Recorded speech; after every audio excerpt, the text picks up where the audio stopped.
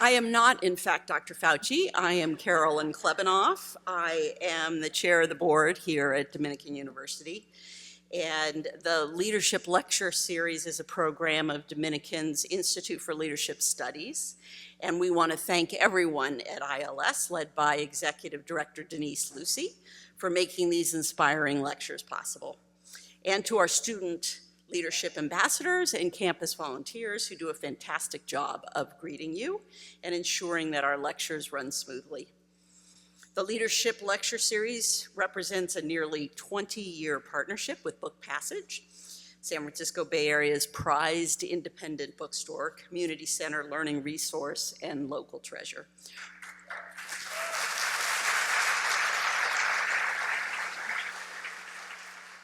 Our thanks especially to Elaine and Bill Petrocelli, who will be sitting behind me, and the entire Book Passage team for their dedication to education and community building.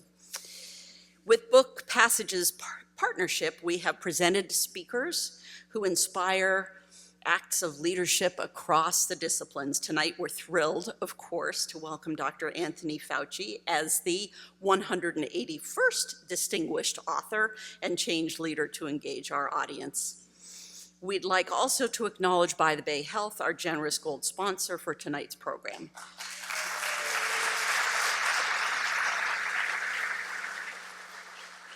For nearly 50 years, By the Bay Health has been a progressive and innovative healthcare leader throughout the Bay Area and now Northern California, specializing in hospice and palliative care, skilled home health, grief support, and pediatric care. And in addition to my job here, I am a retired physician, and so I particularly appreciate and am grateful for the work that they do. Representing By the Bay Health is Skelly Wingard, Chief Executive Officer. Skelly began her career with a master's degree in nursing, working directly with patients, and gradually progressed into administration and management with more than 10 years of executive leadership experience. Prior to joining By the Bay Health, Skelly was Vice President of Continuum of Care for Kaiser Permanente Mid-Atlantic states, where she led strategy operations for hospital and post-acute services, emergency care management, regional care management, and more. She has become, I met her tonight, and she will now become one of my best friends. And to introduce our distinguished speakers, please join me in welcoming Skelly. Good evening. Thank you for that intro, Dr. Klebanoff. I am honored to introduce our speakers for this evening. Dr. Anthony Fauci served as director of the National Institute of Allergy and Infectious Diseases at NIH from 1984 to 2022. He guided our nation through the COVID pandemic, one of the most terrifying periods in modern American history. He also played a major role in other global epidemics.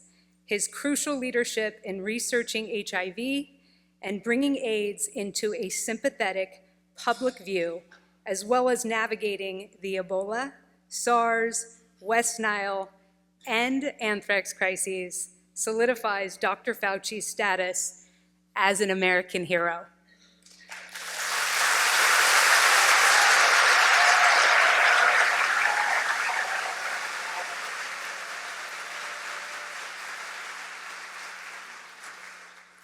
Tonight, we celebrate the release of Dr. Fauci's memoir, On Call, which reaches back to his boyhood in Brooklyn, New York, and recounts his decades of caring for critically ill patients and advising 7 presidents. On Call is an inspiration to all who admire Dr. Fauci as the embodiment of a true public servant known for speaking truth to power with dignity and results. Dr. Fauci is currently a distinguished university professor at Georgetown University.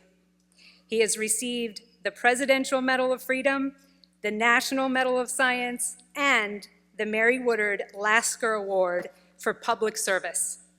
Additionally, he has been awarded 62 honorary doctoral degrees.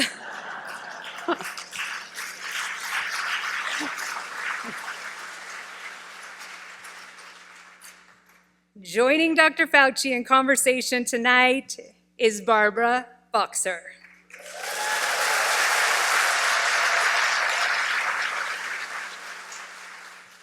Barbara Boxer served as California's senator from 1993 to 2017. She previously served in the U.S. House of Representatives for 5 terms after serving as Marin County's supervisor for 6 years.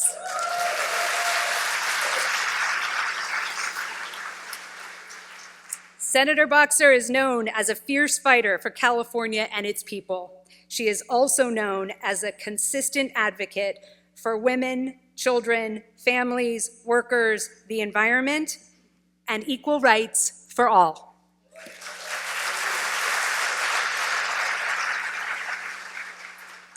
Please join me in welcoming Dr. Fauci and Senator Barbara Boxer to our stage.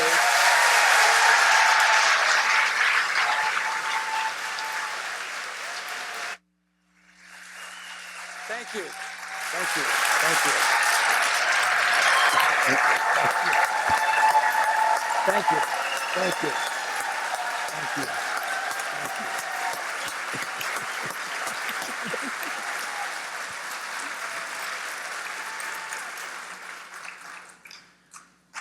Oh my goodness, you're wonderful. Dr. Fauci, you're in a place that honors you. And we remember everything this man has done for us over the years, don't we?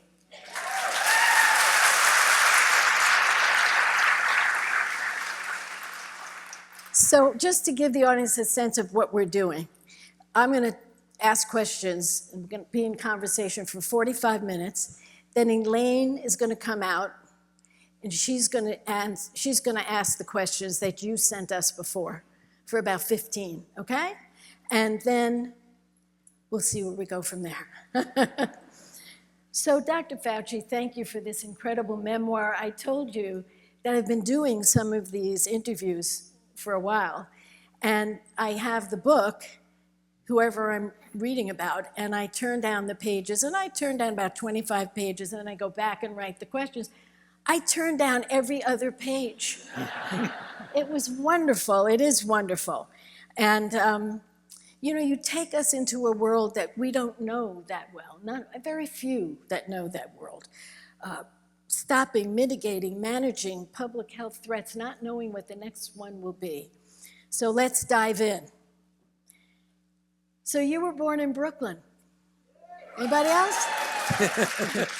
I was, my husband was, and we were touched by your upbringing, the way you write about it.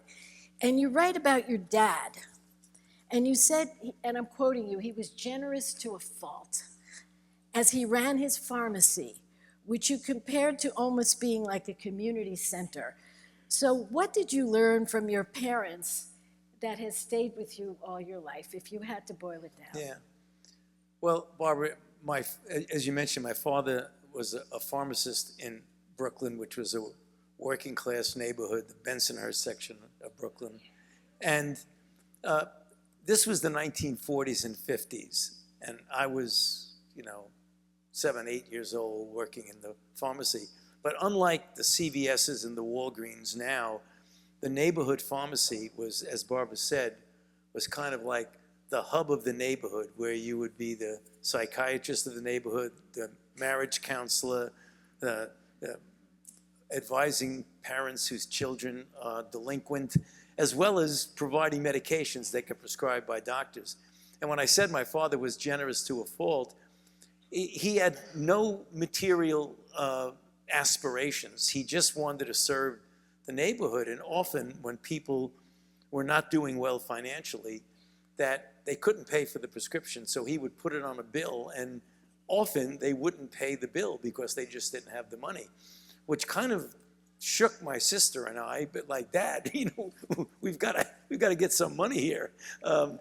But what I learned when I realized what he was doing, that he was devoted to the service to the community in his own way as being Doc Fauci. They called him Doc. That's what they call a pharmacist then.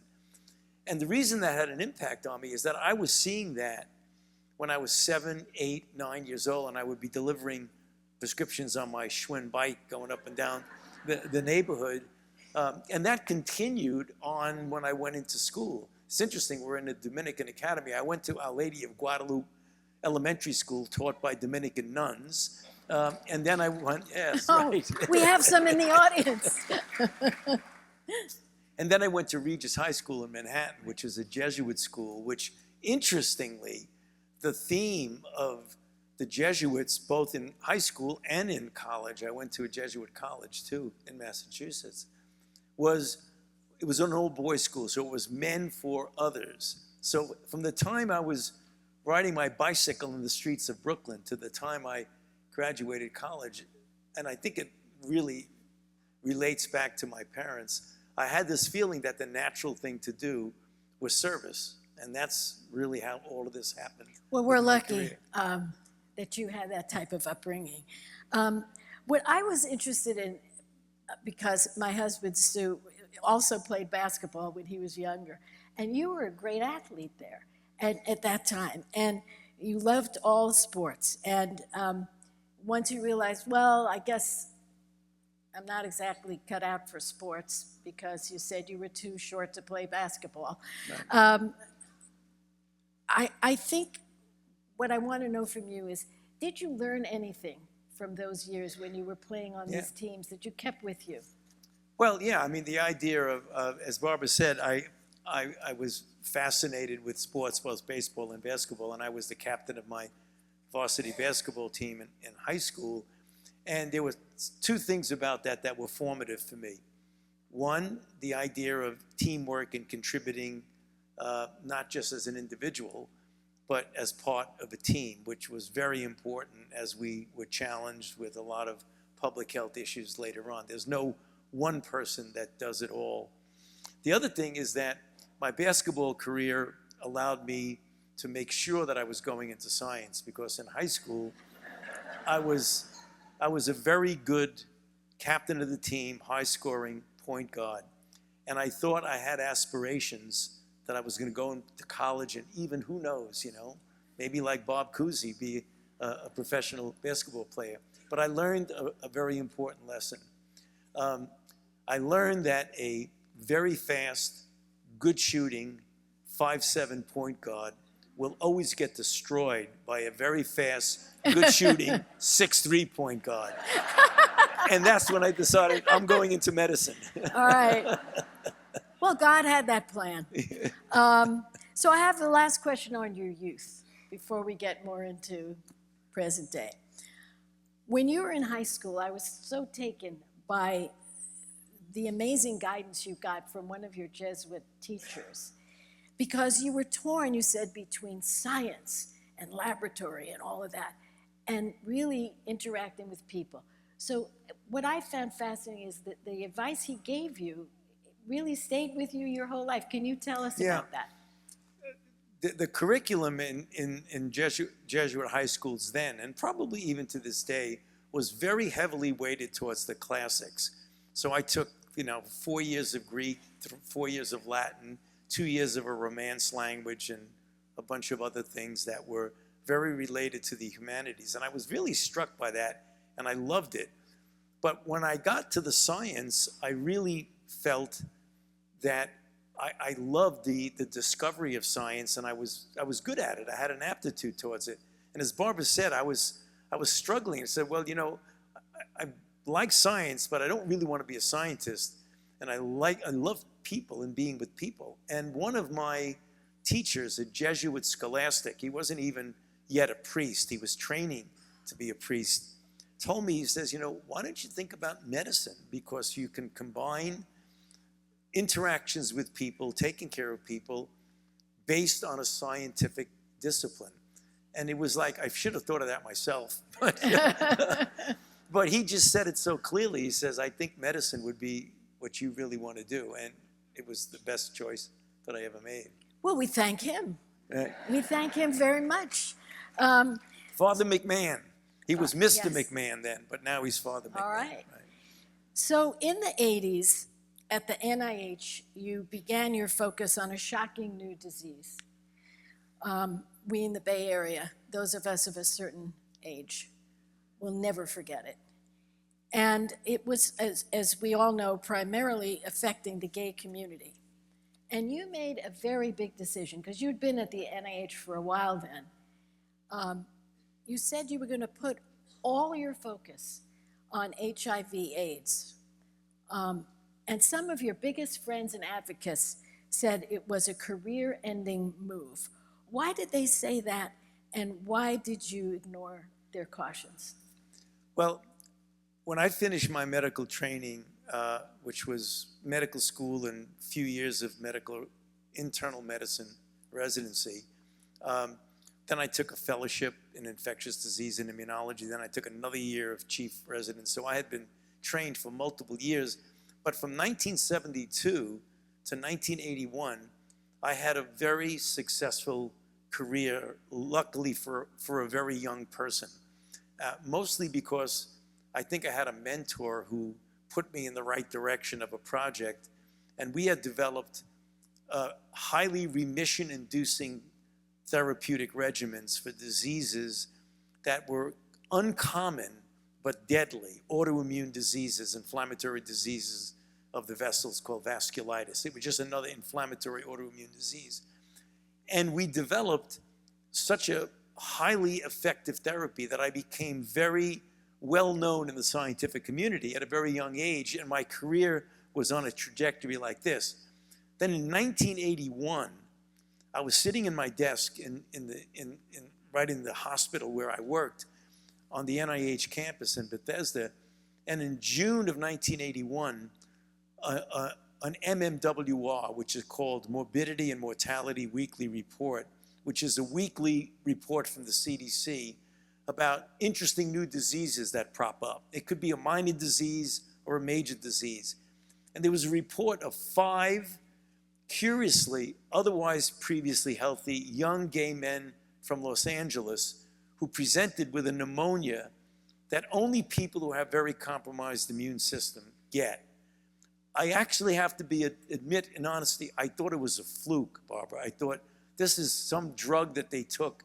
You know, at that time, young gay men were taking poppers for increased sexual enhancement and satisfaction. I put it aside and thought it was nothing. 1 month later, in July of 1981, another MMWR landed on my desk. This time, 26, amazingly, all young, otherwise previously healthy gay men, not only from LA, but now from San Francisco and New York, who presented not only with pneumocystis, but Kaposi sarcoma and other opportunistic infections. And what I did, I mean, I got actually goosebumps and hot flashes like, oh my God, this is a brand new disease. When in medical history does anybody come into contact with a brand new disease? I mean, there were a lot of diseases we didn't understand very well, but they weren't brand new diseases. So I decided that I was going to put aside this trajectory of a really rising career, and because of a combination of the challenge of a new disease that very likely was an infection, we didn't know that, but epidemiologically it was acting like a sexually transmitted disease, and it was destroying the immune system. And here I was, trained in infectious disease, trained in immunology. I said, my goodness, this is a disease that I'm meant and fated to study. The other thing was I had a tremendous amount of empathy for the young gay men who were suffering and dying and frightened about this bizarre disease. It didn't have a name. We were calling it gay-related immunodeficiency, which is a terrible name for a disease. It was very, discriminatory. But it didn't have an etiology. So you could imagine how frightening that was to seeing all of these young men getting desperately ill and dying with a disease that you knew was an infection, but you didn't have any idea what that infection was. I just thought that was a challenge I could not walk away from. And that's when I just turned around the direction of my career. Well, thank you for that. Yeah.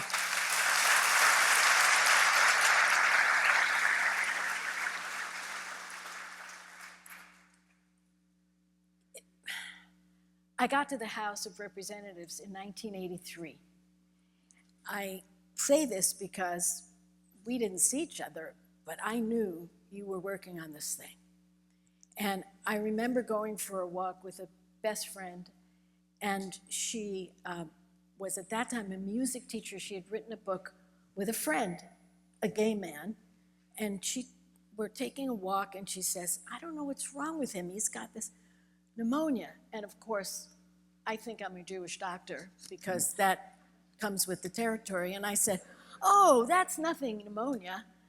He'll get penicillin, it'll be fine. She said, no, it's not that. And of course, then I get sworn in, and you already were 2 years trying to figure this thing out. I say that because when you called and asked me to do this, it was just sort of meant to be. It's my chance to say thank you. You're welcome. Yeah, a lot of dark days. We had a president who refused to say the word AIDS for a long time, and thank goodness there were other people around him that you worked so well with. But you write in such a beautiful way that the 80s, you call them very dark years for you. Right. And you tried to check your emotions, but you remember breaking down once after work, after you had seen your patients, you'd lost a patient, and you said you still have PTSD from AIDS. So Dr. Fauci, I want to ask you on behalf of everybody here, what got you through? What inside you got you through those dark days, and who did you lean on at that time? Well, yeah, what got me through was the enormity of the suffering that my patients were having.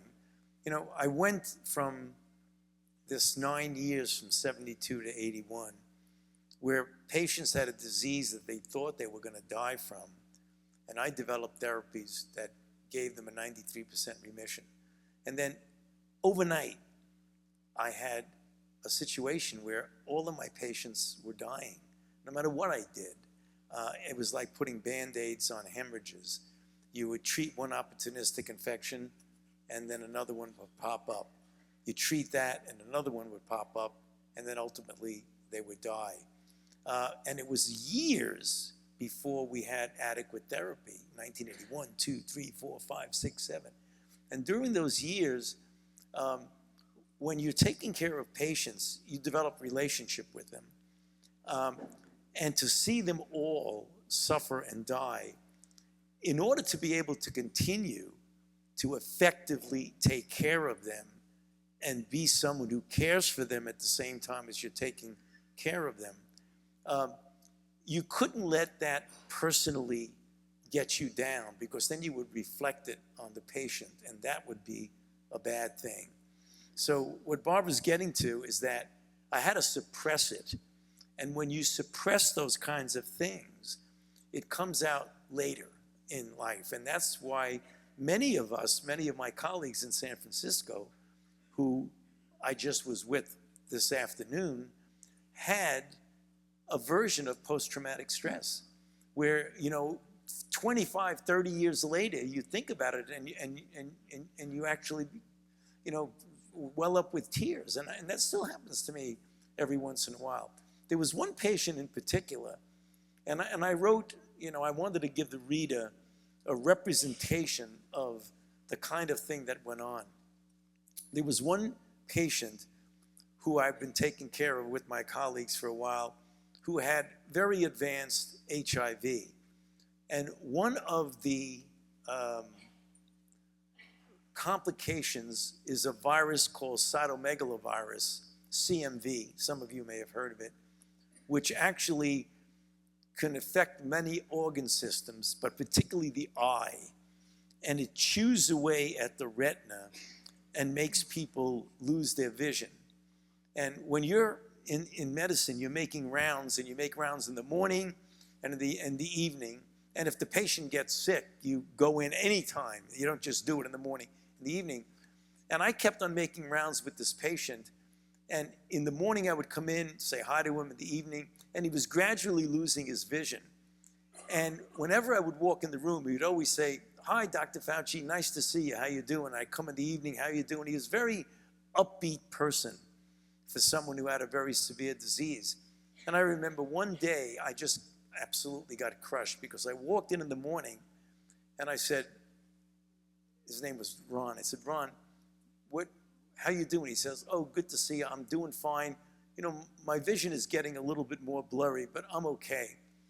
That night, I walked in, went up to the bedside and looked at him, and I looked at him, and he looked at me, and he didn't say, hello, Dr. Fauci, how you doing? He said, who's there?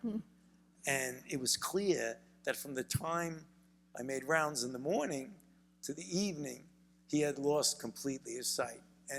And that was one of hundreds of patients who either had terrible outcomes like loss of vision and then death or just died. I describe it in the book, that was a dark period of my professional career, which only made, and I know you'll get to it, the development of life-saving drugs that completely suppress the virus such a great victory years later. I'm getting to it. I know you are. I'm getting to it. But I think sometimes we go, oh, isn't it great? We had this and you invented that and you cured it. What you went through, I think, is undervalued, and that's why I want to spend a minute on it. This to me was very interesting, your discussion of the AIDS activists. You recount how AIDS activists who disrupted norms and sometimes aimed their frustration at you truly made a difference. You didn't shun them, you could have easily done it. You took a different approach. Can you expand on that? I will, but I forgot to answer the second part of your question. My wife was an AIDS nurse, and she was really amazing anchor and rock for me because she was experiencing the same thing I was. So it was amazing. I don't think I could have done that without her. The AIDS activist. So that's a chapter in not only my book, but I think in history of one of the real amazing things that happened right here in our country, is that in the early years of HIV, where this was a very unique disease, the scientific community, the medical community, had a way of doing things that was very regimented. You know, you have clinical trials and you have inclusion criteria and exclusion criteria. And in order to make the trial pristine, you couldn't get into the trial if you had this exclusion criteria. And then the regulatory to get a drug approved usually took years. And the activists were saying, wait a minute, once I get clinically ill, I have about 10 to 12 months to live. Do the math.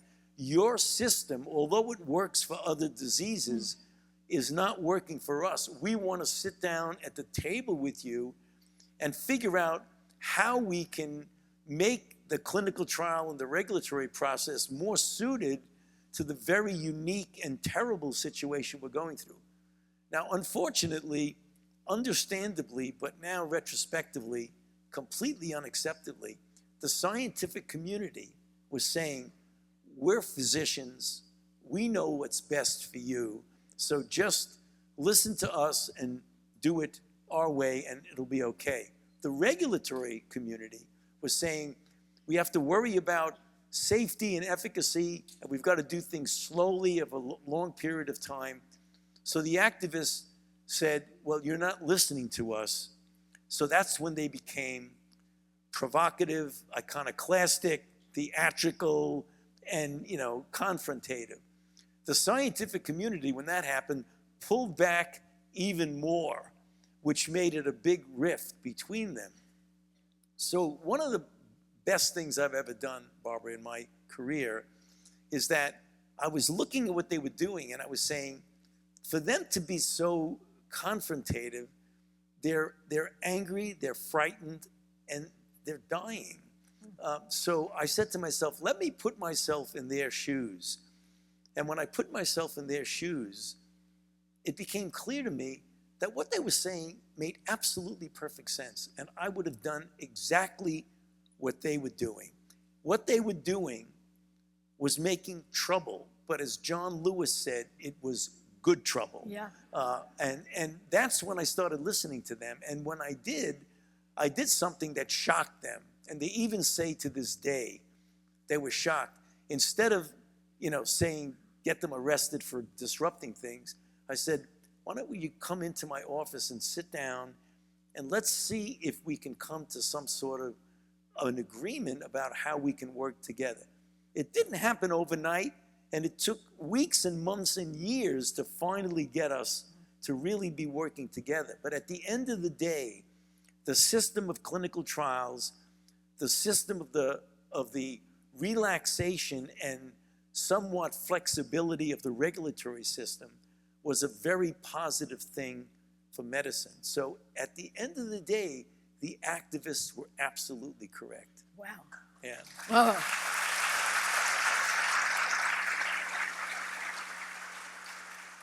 So to end the discussion on AIDS, I want to end it with the high note. With them pushing, you had been looking at vaccines. I don't really understand that part because I'm good with people, not good with science. Unlike you, you're good with people and with science.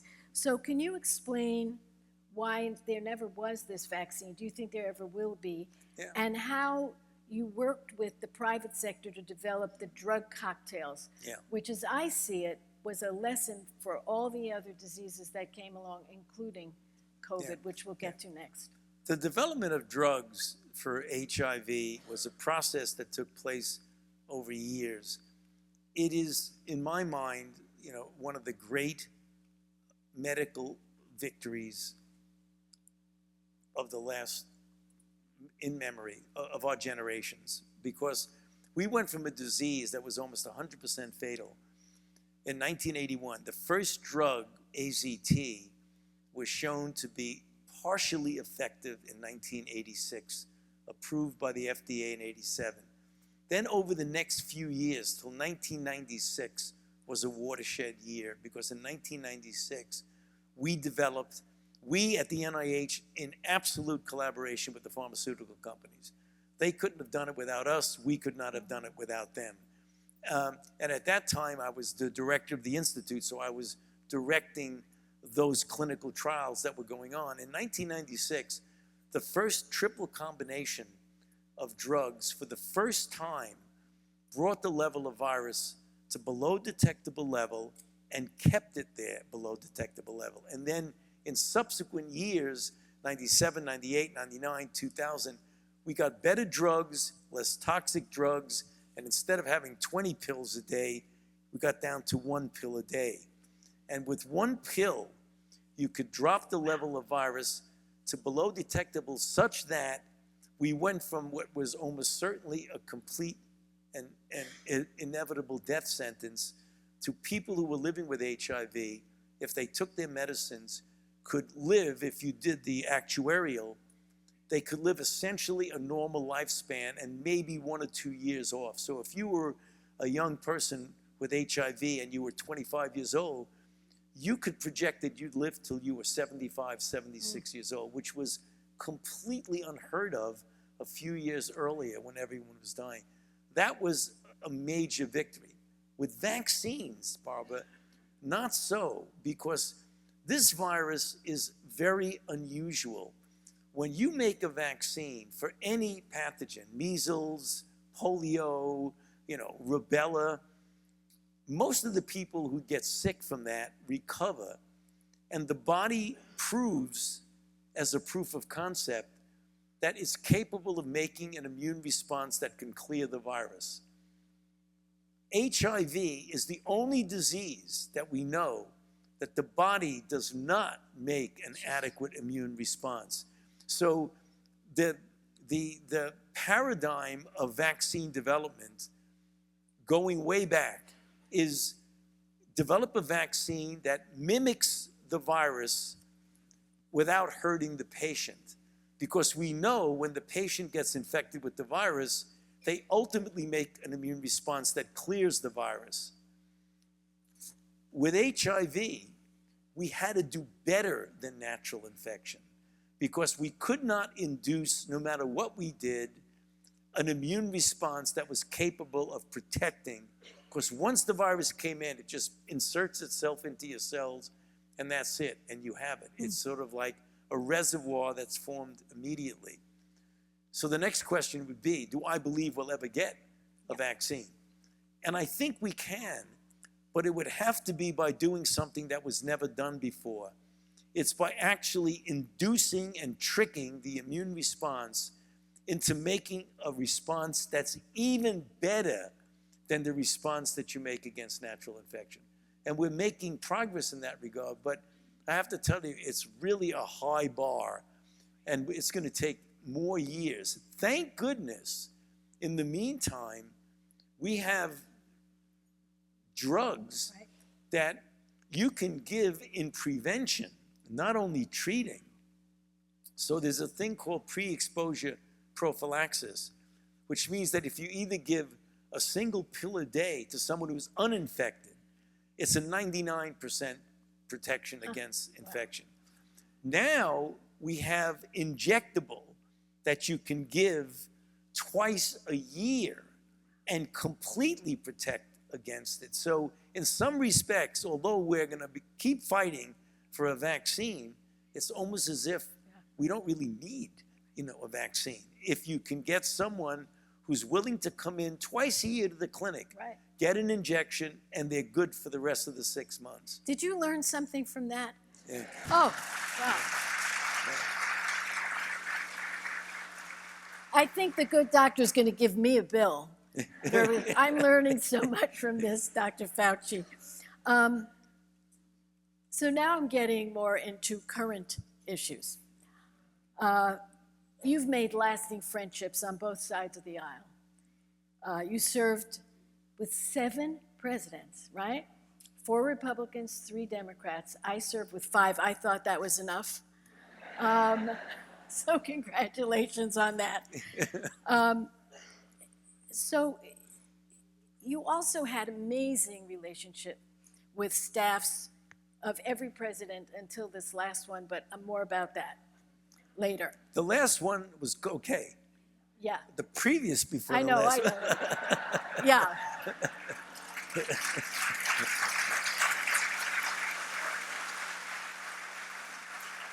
He caught me on a mistake because I am 6 weeks older than he is. And that's, let's face it, every minute counts. I at respect this. your age. Thank you. Oh, that's wonderful. So, Dr. Fauci, your chapter on COVID is called A Disease Like No Other. And after all you've seen, and you just talked about AIDS, why do you say a disease like no other? Well, if you just look at what the impact has been, we've lost 1.2 million people. That's the worst of any disease that we've had in the period of time since 100 years ago with pandemic influenza of 1918. It had some characteristics. Barbara, for decades before, I was the director of the Institute for almost 40 years, as you mentioned in the introduction, from 1984 to when I stepped down in December of 2022. And during that period of time, people would always ask me, Tony, what keeps you up at night? What's your worst nightmare? And I consistently said, go to YouTube and, check it out for 20 years ago. I consistently said, a brand new disease that somehow evolves and jumps species from an animal reservoir the way flu did. Flu comes from birds and wildfowl. HIV comes from chimpanzees. That's a respiratory-borne virus that is highly, highly transmissible, and that has a degree of morbidity and mortality that can have a major impact. And we've had respiratory diseases that have been important, but they haven't been cataclysmic. We had a pandemic in 1957 of flu, a pandemic in 1968 with flu, and we had a very mild pandemic in 2009, the famous swine flu that some of you remember. It was a pandemic, but the consequences with regard to morbidity and mortality. It spread a lot, but it didn't have the capability of killing. Well, my worst nightmare came true in January of 2020. And that's what I meant by a disease like none other. Because at first we thought, because there was a lot of opaque information that was coming out from China in the first couple of weeks. Remember, in 2002, some of you may remember, we had SARS-1, which was a new coronavirus that evolved from an animal reservoir, from a bat to a civet cat to a human. There were about 8,000 infections and 784 deaths. But the one characteristic it didn't have is that it did not transmit regularly from person to person. The mortality was frighteningly high, about 10%, but it didn't spread well, so we were easily able to contain it by identification, isolation, contact tracing, and quarantine. When SARS came along, the second coronavirus, we thought it was or the Chinese were telling us it's like the first. And then as the weeks went by, it became clear that it spread phenomenally easily from person to person. And among vulnerable people, the elderly, those with underlying conditions, and even some young, otherwise healthy people, it was absolutely deadly. We had never seen anything like it before. We were having 4,000 to 5,000 deaths per day. We had never seen anything like that. That's what I meant by a disease like none other. I got it. So you write about how President Trump was desperate for the pandemic to disappear. And he pushed a malaria drug, remember? Hydroxychloroquine, that he heard was recommended by Laura Ingraham on Fox News. This is all in your book. Yeah. All in his book. You write, that was when you realized that, this is such an understatement from my point of view, but it's what you said. You write, that was when you realized the Trump administration was different from all the...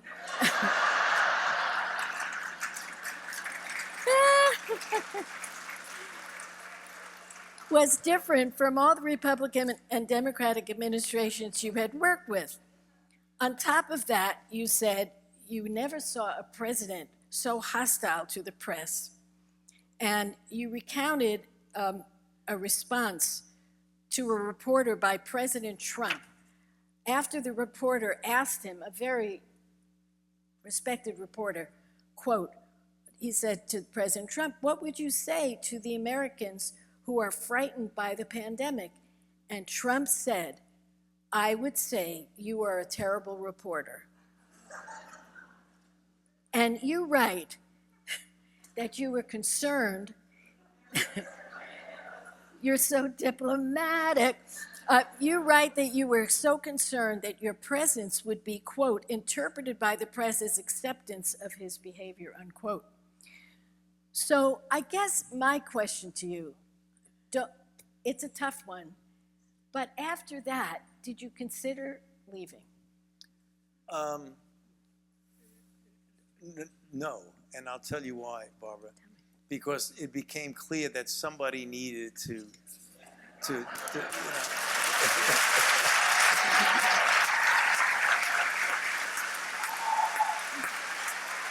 Wait, okay. So when I put this question together, and by the way, my very first boss at the Pacific Sun who taught me to be a good interviewer is here, Steve McNamara. So he taught me. And so what I want you to know is when I put this together, I knew what an athlete you were, and I said, softball. Yeah. It's a softball. So you decided you had to stay because? Yeah, well, you know, in the beginning, and I tried to be fair, I had no antipathy towards President Trump at all. You know, I mean, he was an unusual character. We all know that. But I didn't do anything to feel like I wanted to undermine him. So in the beginning, in the first couple of months, probably, he accepted that this was, a bad outbreak, but he kept on confusing it with flu, and he thought that it was going to come down and disappear Right. in March and April. And he kept on saying things like it's going to disappear like magic. And when it was clear it was not going to disappear like magic, then he started to invoke these magical cures like hydroxychloroquine. And it was only at that point, which quite frankly was very painful for me. I did not enjoy having to publicly contradict the President of the United States because I have a great deal of respect for the office of presidency. But when he started saying things that were clearly not true, I felt in order to preserve my own personal integrity, but more importantly, to fulfill my obligation to the American public, that I had to say, no, that's not true. And interestingly, he got less upset at that than his staff. Yeah. His staff got furious with me, and that's when they started to try and discredit me and undermine me, Right, and that that's was when my next all of the other stuff came on. Right, so my next question is, we all remember the key role you played on TV. And you would come out, you would just speak to us and tell us what was happening and give us your latest thoughts, advice, the science. And all of a sudden, the press people took you off TV. You and Dr. Birx as well, you write. Right. You could only answer press questions, but suddenly you were off the air. I wonder myself, and so this is me speaking, do you think the president kind of didn't like the competition of you and Dr. Birx, and he kind of liked doing this himself? Or do you think the staff just said, Dr. Fauci is wrong? I mean, what do you think was behind all this? Well, the communication staff at the White House went on something that was unprecedented. They did opposition research on me, which means they looked at everything I said and tried to contradict it. I mean, I was working in the White House, and they were actively trying to discredit what I was saying, which is really, a little bit strange. The president didn't do that himself until very late as we got to the election. There is a chapter in there that I call Love Me Not. And what I meant by that is that he didn't seem to want to be in opposition to me. He would yell at me and say, why did you say this? You've got to be more positive. And after he would be screaming at me, then he would say, we're okay, aren't we, Anthony? And I would say, okay, we're okay. It was only at the end when he really, started the Fire Fauci thing. There's so much more, but here's Elaine. And so you promised you saved me one more question. I will. Okay. And I couldn't answer all 850 questions. I apologize, but we did pick 4. So please talk, Dr. Fauci, about how medicine has changed and whether you encourage young people to go into medicine now. Yeah. Well, medicine as a discipline and science has changed for the very, very, very positive change in that the kinds of things that we can do now in medicine, now, today, in 2024, I would not have imagined when I was training in medical school in the 1960s and during my residency and fellowship in the late 60s and the early 70s. The medical advances have been absolutely breathtaking. We do have right now an anti-science theme in this country, which I think is reflective of the divisiveness in our society. That's a political divisiveness which has spilled over into anti-science.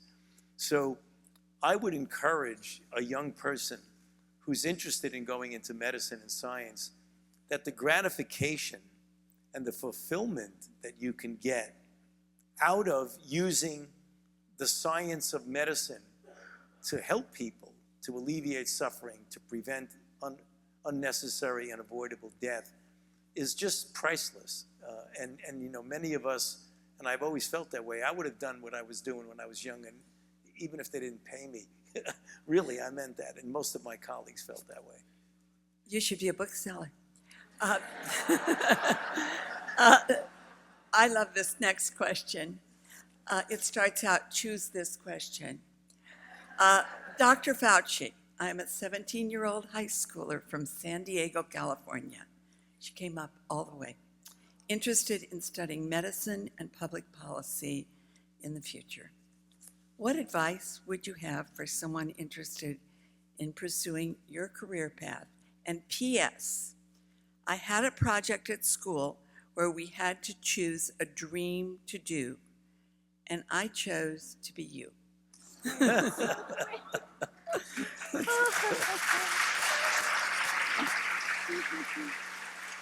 Well, my answer to the youngster who asked that question is very much similar to what I was saying just a little while ago about if not everybody should go into science. I mean, not everybody should be a physician, of course, but if you have the slightest inclination towards public health, she's interested in medicine and public policy, which is interesting because that's a very interesting interface between public policy and medicine. And I would encourage her to pursue that if she likes that, because that's where she can make things happen in medicine. And in fact, if you get to tell her if she's listening, She's here. is that's the reason why when I left the NIH and I took a position as a distinguished university professor at Georgetown University in Washington, I have a joint appointment in the Department of Medicine and in the McCourt School of Public Policy for that very reason, to try and bring together medicine and public policy. Which you have so well done.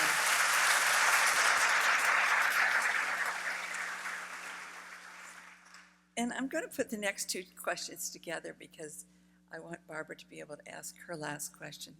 But what public health resources would you like to see prioritized in the federal budget?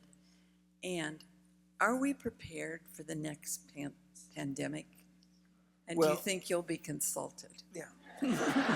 So if you look at the preparedness and response to COVID, but also to HIV and other challenging outbreaks, there's the scientific preparedness and response and the public health preparedness and response. I would encourage the government now, I'm not in the government, but I still talk to them,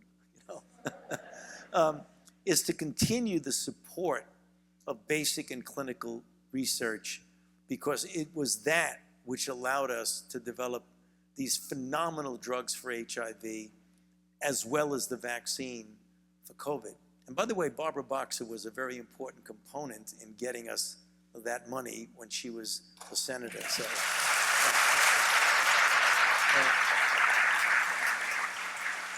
the other thing that we need to improve a lot is our public health response, because we have a fractionation and a discordance between the local ability of a patient to get to a physician or to get into healthcare and the public health at the CDC and other level.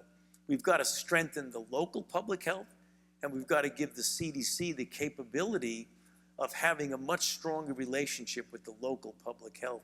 In other countries, there's no space between the two. If you go into a clinic in the UK or in Israel, your history, your physical, your complaints go into a computer that's accessible in real time at a level of public health. We have a big disconnect between public health and our individual care of a patient. We've got to fix that. The CDC knows that. So it isn't as if they know when they do an evaluation of how they can do better. They know that. And that's what I would recommend. Thank you for that. That's really important for us to be thinking about. Senator Boxer, I think you have one more question One more. before. I have so or many so. more. I have so many more, but I'm going to get it down to one. First, I want to say, before I ask the question, another thank you for coming out here to California to be with us. Thank you.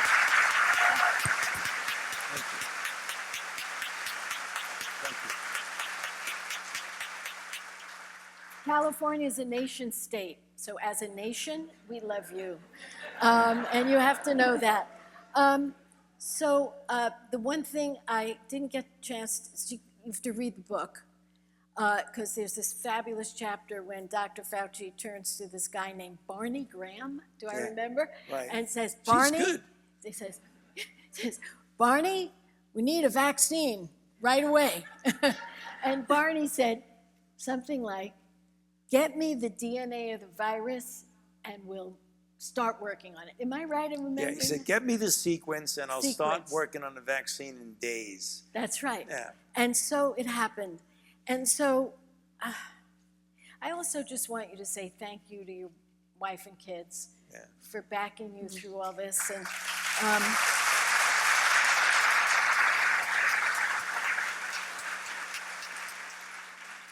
they've all gone, I mean, I know a teeny bit of what it's like, nothing like this, the sacrifices and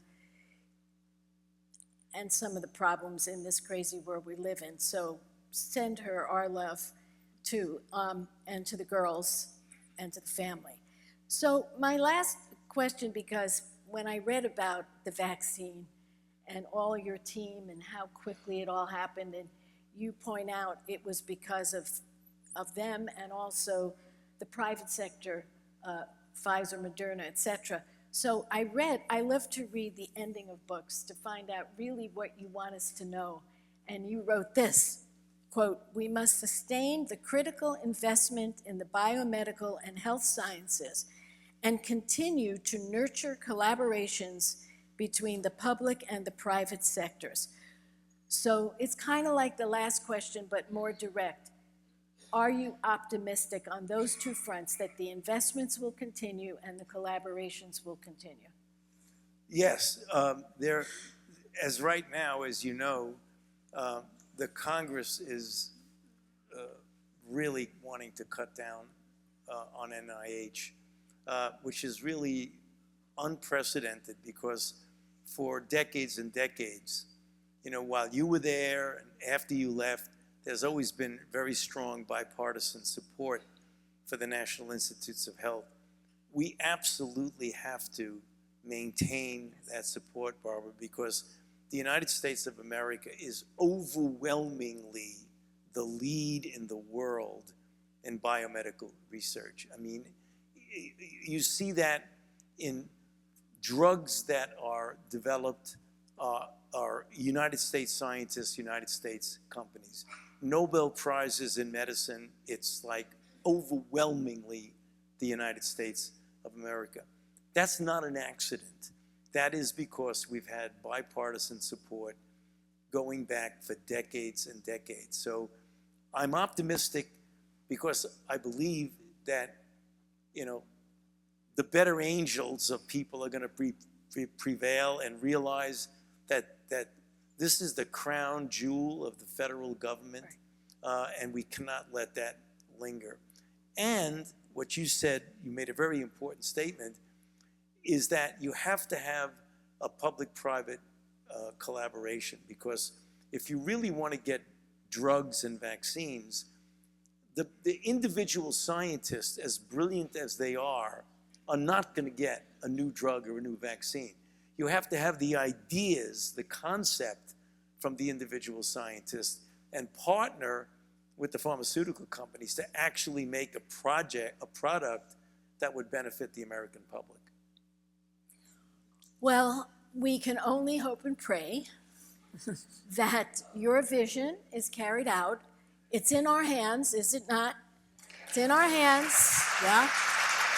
And, you know, you said in your book so many beautiful things, and when you said, you know, a disease like no other, this is a time like no other. Yeah. And Dr. Fauci, you deserve only the best honors, the love that you deserve to have from the public for what you have done in the face of daunting challenges. And we, again, are so thrilled to have you here. Thank you for writing the book. Come back soon. Thank you. Thank you.